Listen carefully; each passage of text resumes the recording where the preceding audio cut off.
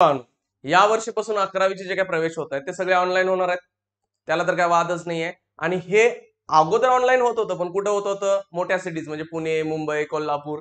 पण ह्या वर्षीपासून पूर्ण महाराष्ट्रामध्ये जे 11वीचे प्रवेश असतील, मग आर्ट्स असेल, कॉमर्स असेल, सायन्स असेल, सगळे केंद्रीय पद्धत जी वापरतोय आपण ना, त्या पद्धतीनंच होणार आहे. म्हणजे सेंट्रल ऍडमिशन प्रोसेस असणार आहे. मग त्याच्याबद्दल बऱ्याच विद्यार्थ्यांना असं वाटतं की आमचं परत ऍडमिशन होणार की नाही होणार, मग काय असेल, कशा पद्धतीने जायला पाहिजे. तर ती एक बेसिक जी प्रोसेस आहे ना, मी इथं समजवतोय.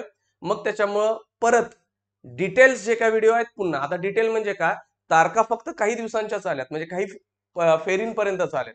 मग पुढच्या डेट्स काय नंतर डिक्लेअर होतात.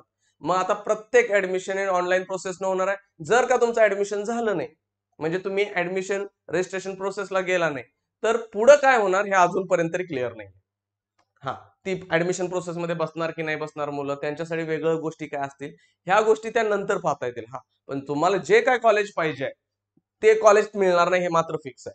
तुम्ही ऍडमिशन प्रोसेसला गेलाय, रजिस्ट्रेशन वगैरे केलं आणि मग प्रोसेसमध्ये गेला तर कॉलेज मिळेल. अदरवाईज तुम्ही गेलाच नाही, नंतर मधनच कुठं कॉलेजला गेला तर मग खूप अडचणी पाहिजे ते कॉलेज तर मिळणार नाही, आणि पुढे काय होणार हे अजून क्लिअर केलेलं नाहीये.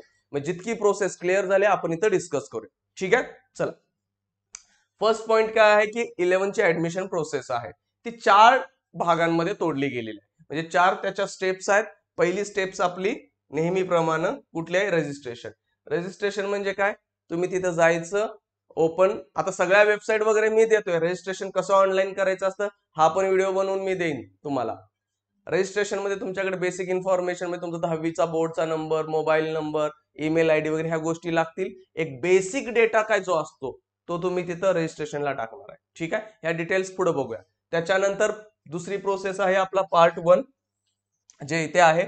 मग तिथं डिटेल्स तुमचं नाव, पत्ता वगैरे ज्या काही गोष्टी असतील ते टाकायच्या आहेत. तिसऱ्या स्टेपला तुम्ही काय कॉलेज, कोणते कॉलेजेस पाहिजेत हे टाकायचे. 10 कॉलेजची तुम्ही नावं टाकू शकता. मग तुम्ही आर्ट्सला पण टाकू शकता, कॉमर्सला पण टाकू शकता, सायन्सला पण टाकू शकता, कसेही टाका, त्यात काही वाद नाही. एकाच कॉलेजचं आर्ट्स, कॉमर्स, सायन्स पण टाकू शकताय, ते तुमच्या इच्छेनुसार असेल. आणि लास्ट असतं कॉलेज रिपोर्टिंग. म्हणजे इथं तुम्हाला कॉलेज टाकल्यानंतर कॉलेज कुठले मिळेल त्याच्यावरून तुम्हाला ज्या कॉलेजला ऍडमिशन मिळाले तिथे जाऊन ओरिजिनल डॉक्युमेंट्स घेऊन सबमिट करायचे. कुठले डॉक्युमेंट्स त्याचा व्हिडिओ पुढे देईनच तुम्हाला. हे बेसिक 4 स्टेप आहेत. तर चला आपण प्रत्येक स्टेप मध्ये काय करायचंय पाहूया.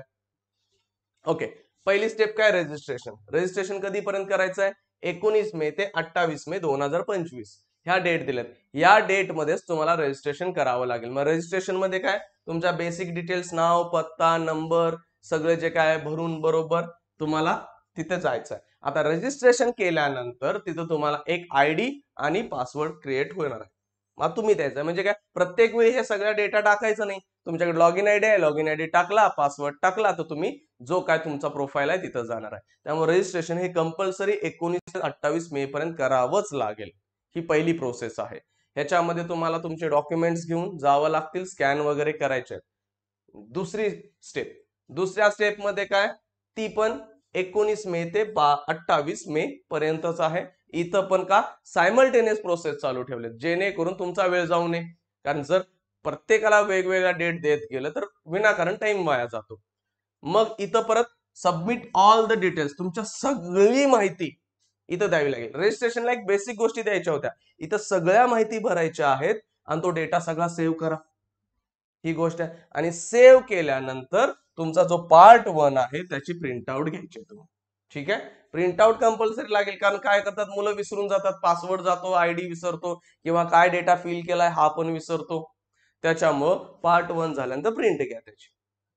ओके, ही दुसरी स्टेप. आता तिसरी स्टेप ही सगळ्यात महत्वाची स्टेप आहे आपल्याकडे. तिसरी स्टेप कुठले, प्रेफरन्सेस ऑफ कॉलेजेस. म्हणजे तुम्हाला कॉलेज किती पाहिजेत हे महत्वाचं आहे. आता कॉलेज कोणतं पाहिजे हे पण महत्वाचं आहे. काही मुलं म्हणतात मी फक्त सायन्स करणार आहे आणि मला ही आमच्या शहरांमधली किंवा माझ्या आसपासची 5 कॉलेजेस पाहिजेत. मग त्याचा सिक्वेन्स टाकायचा, जे पहिलं कॉलेज पाहिजे ते पहिला टाकायचं, मग दुसरं, तिसरं, असे किती कॉलेजेस देऊ शकताय, 10 कॉलेजेस. 10 कॉलेजेसची तुम्ही नावं टाकू शकताय. ठीक आहे, त्याची पण डेट सेम आहे, 19 मे ते 28 मे. टोटल प्रेफरन्सेस म्हणजे मी सांगितलं टोटल 10 कॉलेजेस टाकायचे आहेत. कुठलं कॉलेज टाकायचं, नुसतं कॉलेजचं नाव माहिती असून फायदा नाही, त्या कॉलेजच्या नावाबरोबर तुम्हाला त्यांचा युडायस नंबर पण पाहिजे, सगळं साईटवर दिलेलं आहे त्या प्रत्येक कॉलेज. आता आमची कॉलेजांमध्ये काय केलं जातं की कॉलेजांकडून डेटा घेतलाय, त्यांचं नाव, UDIS नंबर, त्यांच्याकडे किती तुकडे आहेत, किती IT ला, किती कम्प्युटर किंवा इलेक्ट्रॉनिक्सला सीट्स आहेत, बायफोकलचे सब्जेक्ट कोणते कोणते आहेत, हे सगळा डेटा ऑलरेडी कॉलेजांकडून घेतले गेलाय. 15 तारीख त्यांची लास्ट होती कॉलेजांची, मग त्या डेटावरून इथं आलं. नुसतं कॉलेजांचं नाव काय माहित असतंय विद्यार्थ्यांना की एखाद्या वेळी शॉर्टकट माहिती असतं, ABC असा शॉर्टकट आहे, पण त्या ऍक्च्युअल कॉलेजचं नाव वेगळं असतंय. मग तुम्हाला त्या कॉलेजचं नाव व्यवस्थित घ्यायचं आणि सगळ्यात महत्वाचं UDIS नंबर. का म्हणणार, एक नंबर प्रत्येक कॉलेजला वेगळा असते. एकाच नावाची बरीच कॉलेज आहेत महाराष्ट्रामध्ये. मग तुमच्याकडे नाव माहिती आहे, तुम्ही ते नाव टाकलं. आता इंजिनिअरिंगला आम्ही बघतोय फॉर्म भरते वेळी की नाव टाकतात, एकाच कॉलेजचं नाव सेम असतं आणि तशी 3-4 कॉलेज असतात, मग मुलं टाकतात आणि मग नंतर त्यांना कळतं की चुकून त्यांनी मुंबईचं, लातूरचं, नागपूरचं कॉलेज टाकलंय. त्यांना पाहिजे असतं समजा त्यांच्या पुण्यातलं कॉलेज. मग हा प्रॉब्लेम येतो. सेम नावाचे अनेक कॉलेजेस आहेत महाराष्ट्रात, त्यामुळे तुम्हाला तो युनिक नंबर माहिती असला पाहिजे आणि तो दिलेला आहे साईटवर सगळं. ते आपण रजिस्ट्रेशन किंवा फॉर्म प्रोसेस आहे ना, त्याचा व्हिडिओ बनवतो आणि त्या व्हिडिओमध्ये तुम्हाला क्लिअर होईल कशा पद्धतीने भरायचा. पण मी बेसिक एक गोष्ट द्यायला लागलोय. डेटा फिल झाला, सेकंड पार्टची आपण परत प्रिंट आउट घेऊ की कुठली कुठली कॉलेजेस टाकलेत. हा झाला सेकंड पार्ट. मग सेकंड पार्ट झाल्यानंतर आता सेकंड पार्ट काय तुमचा बाबा, सगळे प्रेफरन्सेस, त्याला आपण कॅप राऊंड फर्स्ट म्हणून पहिला राऊंड होतोय. ठीक आहे. देन काय, कॉलेज सिलेक्शन अँड राऊंड्स असतं. मग आता हा आपण जे ऑप्शन्स दिलेत 10 कॉलेजांची नावं, त्या कॉलेजचं कोणत्या कॉलेजनुसार तुम्हाला कोणतं कॉलेज मिळणार कळणार आहे. तो झाला तुमचा फर्स्ट राऊंड. आता समजा तुम्हाला फर्स्ट राऊंडला ऍडमिशन मिळालं आणि पहिलंच कॉलेज मिळालं, फर्स्ट ऑप्शनच लागला. ठीक आहे. फर्स्ट ऑप्शन लागल्यानंतर तो तुम्हाला कंपल्सरी आहे. म्हणजे तुम्ही 1 ते 10 असे दिलेत ना, 1, 2, 3 असं 10 पर्यंत गेलाय, तुम्हाला सगळी कॉलेज दिली आणि तुम्हाला पहिलं कॉलेज जे हवं होतं तेच मिळालं, मग तुम्हाला जाऊन ते कंपल्सरी कॉलेज घ्यावंच लागणार. का? अहो, जर तुम्हाला पहिलं पाहिजेच होतं म्हणून टाकलंय तर ते मिळाल्यानंतर घ्यायला पाहिजे ना. जर तुम्ही नाही घेतलं तर मग सगळीच मुलं अशी करतील की मला नको आहे, नको आहे, मग टाकलाय का? हा. त्यामुळे पहिला ऑप्शन मिळालाय, कंपल्सरी जाऊन घ्यायचा. 2 ते 10 मधला मिळालाय तर तुम्ही ते काय करू शकताय, ते तुम्ही घेऊ शकताय किंवा सोडू शकताय, काय हरकत नसते. म्हणजे तुम्ही काय पुढच्या राऊंडला सेकंडला जाऊ शकताय. ज्यांना पहिला ऑप्शन मिळालाय ती सेकंड राऊंडला जाऊ शकत नाहीत. त्यांनी जायचं, त्या कॉलेजमध्ये ऍडमिशन घेणं कंपल्सरी असतं. कोण म्हणलं आम्ही जातच नाही, ठीक आहे, मग त्यांच्यासाठी प्रोसेस एक वेगळी असेल, त्याच्या डिटेल्स नंतर देऊ आपण तुम्हाला. ठीक आहे. मग 2 ते 10 मधलं ऑप्शन मिळालं तर तुम्ही ते घेऊ शकताय किंवा पुढच्या राऊंडला जाऊ शकताय, पण पहिला मिळालं तर जाऊ शकत नाही दुसऱ्या राऊंडला, एवढं लक्षात ठेवा. ठीक आहे. हा झाला. मग समजा मला पहिल्याला मिळालंच नाही तर काय म्हणतील, मला पहिला ऑप्शन मिळाला नाही आणि 2 ते 10 पण मिळालं नाही तर मग मग त्यांना काहीच मिळालं नाही, त्या विद्यार्थ्यांनी दुसऱ्या राऊंडला जायचं आहे. मग परत दुसऱ्या राऊंडला असे परत ऑप्शन्स टाकायचे, मग परत मेरिट लागेल, मग परत तुम्हाला मिळाले की नाही कळेल. मग त्यामध्ये पण पहिला मिळाला तर घ्यायचा, 2 ते 10 मिळालं तर सोडू शकताय आणि दुसऱ्या राऊंडला पण मिळालं नाही तर तिसऱ्याला जावा, परत तिसऱ्याला तीच प्रोसेस, परत चौथ्याला जावा. असे टोटल 4 राऊंड होणार आहेत म्हणून सांगितलंय गव्हर्नमेंटनं. 4 राऊंड होतील, 4 राऊंड मध्ये मिळतील. आता तुम्ही म्हणाल सर आम्हाला आर्ट्स, कॉमर्स, सायन्स पाहिजे, मिळणार की नाही, माझे एवढे टक्के कमी आहेत. हे बघा, आर्ट्स सगळ्यांनाच मिळतं, कॉमर्स पण सगळ्यांनाच मिळतं, पण कॉमर्सची जी टॉप कॉलेजेस आहेत मुंबई पुण्यात काही 2-3 कॉलेजेस, ती कॉलेज मेरिटवरच मिळणार. आणि सायन्सला काय असतं, सायन्सची पण एक टॉप 7-8 कॉलेजेस दिसतात की बाबा तिथं खूप चांगल्या पद्धतीचं कोचिंग आहे, पण आता ती पण कॉलेजेस मिळण्यासाठी मेरिट लागेल. पण आजकाल काय झालंय की सायन्स म्हटलं तर JEE किंवा ह्याला ऑप्शन CET, नीट मेडिकल साठी ह्याला ऑप्शन, बाबा फार्मसी वगैरे करणार असतील ऍग्री त्याला CET. ह्याचं कोचिंग कंपल्सरी आहे, कारण 12वीच्या टक्केवारीवर तर ऍडमिशन मिळत नाही. मग त्याच्यासाठी काय, त्याच्यासाठी तुम्हाला हे कोचिंग घ्यावंच लागतं. मग तुम्ही कोचिंग ऑनलाईन घेऊ शकताय, ऑफलाईन करू शकताय, तुमची जी इच्छा असेल ते. त्यामुळे सायन्सला ऍडमिशन मिळतच, कोणत्या पण कॉलेजला टाका. आजकाल डमी कॉलेजेस ढीगभर आहेत, म्हणजे काय कॉलेजला फक्त नाव आहे, बाहेर कोचिंगला शिकायला लागलेत आणि त्याच मुलांचे रिझल्ट लागायला लागलेत. का? ऑब्विसली कोचिंग, ह्या एक्झाम तर इझी नाही आहेत आणि ह्याचं प्रिपरेशन खूप चांगलं करावं लागेल आणि मग ते कॉलेज बरोबर जात केलं तर मग ते जवळपास अशक्य होत आहे. त्यामुळे सायन्सला कॉलेज मॅटर नाही करत आहे, तुम्ही कोणत्या कोचिंग साठी घेतलाय किंवा तुम्ही कशा पद्धतीने अभ्यास करता. हा, कोचिंग घ्यायलाच पाहिजे का? नाही. आता तुम्ही म्हणा आम्हाला कोचिंग साठी पैसे नाही, त्याचा एक व्हिडिओ बनवू की बाबा पैसे नाही तर कुठल्या पद्धतीनं कोचिंग इझिली मिळवता येईल. कारण काय होतंय, स्वतःच्या स्वतः सेल्फ स्टडी करायला गेला तर ह्या एक्झाम्स थोडंसं डिफिकल्ट वाटतंय.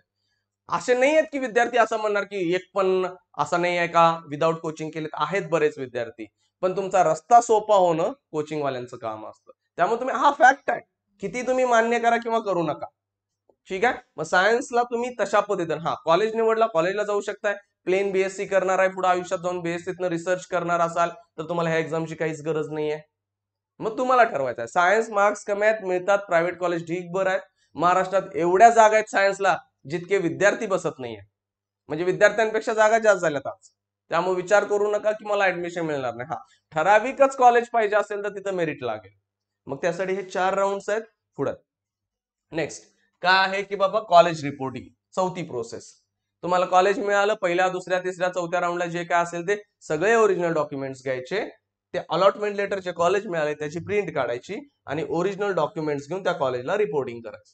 म्हणजे तुम्हाला समजा XYZ एक कॉलेज मिळालं, अलॉटमेंट लेटरची प्रिंट घेतला, ओरिजिनल घेतला, त्यांची जी काय फी असेल ती फी घेऊन त्या कॉलेजला रिपोर्टिंग करा, तिथं तुमचं ऍडमिशन कन्फर्म होईल. ही चौथी स्टेप आहे. हे टोटल 4 स्टेप मध्ये ऍडमिशनची प्रोसेस होणार आहे. तुमच्याकडे तुमचे ओरिजिनल डॉक्युमेंट्स पाहिजेत, डॉक्युमेंटची लिस्ट. टेलिग्राम चॅनल आपला आहे किंवा व्हॉट्सअप चॅनलच्या लिंक दिलेत बघा, तिथे जॉईन करा, तुम्हाला या सगळ्या डिटेल मिळतील. ठीक आहे. ही एक सिंपल ऍडमिशनची प्रोसेस आहे.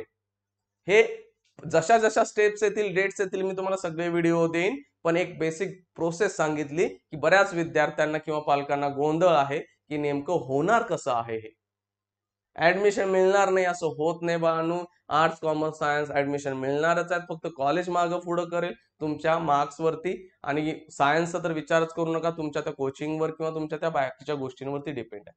ठीक आहे. चला, थँक्यू.